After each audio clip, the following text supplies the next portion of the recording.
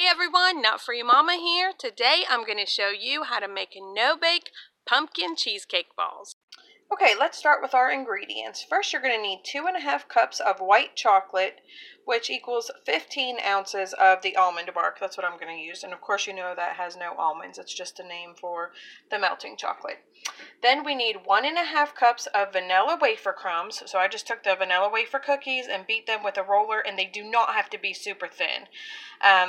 I did try this recipe before, and my crumbs were too thin, and it just did not set up right.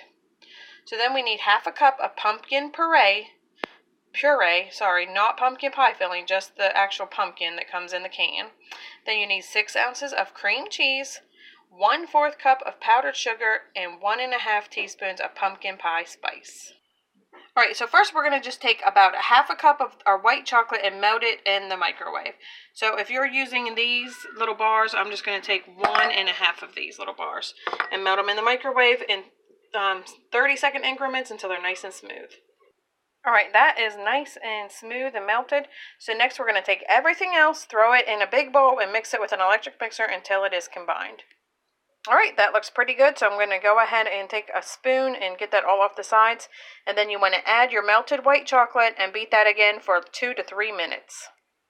Okay, that looks good. So you can taste it at this point, and if you don't think it's sweet enough, feel free to add more powdered sugar. So I'm going to go ahead and scrape this down and put it in the refrigerator for at least 30 minutes. Okay, so my dough came out of the refrigerator and it was still way too mushy. So I put it in the freezer for about 10 minutes and got it out, and it's still mushy. But I sprayed my hands with cooking spray and just roll it into balls the best you can. And now I'm going to go ahead and stick this back into the freezer for about 15 minutes before I melt my white chocolate and dip them. Okay, my little cheesecake balls are still in the freezer. I probably froze mine for over 30 minutes. You just want to make sure they're nice and hard, because if they start breaking apart in here, it's going to be a huge mess. So I'm going to go ahead and get those out right now. Okay, we're going to work kind of hard at this. I'm just going to dip these in there with a fork and then tap off any excess and put them back on here. And if I feel like they're starting to get mushy, I'm going to put them back in the freezer some more. So my white chocolate is all melted, so let's get started. Okay, I worked quickly and I dipped them all. And as you can see, like from the fork marks on some of them right here on the side, so all I'm going to do is just take that and dip it into my leftover white chocolate, and then that should all come together so you don't see any of the fork marks, because some of them do. But these, because they are frozen, they do set up really, really fast. So it's really easy just to fix those up like that. Then we're just going to let them set up and we'll see what Taste Tester thinks.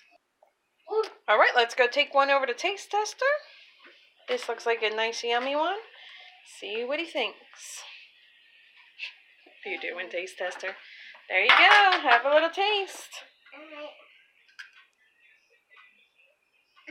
Yummy. Do you like it? Yes. Alright everyone, come back and see us again, and don't forget to like and subscribe. Yeah, like and subscribe. Bye. Bye.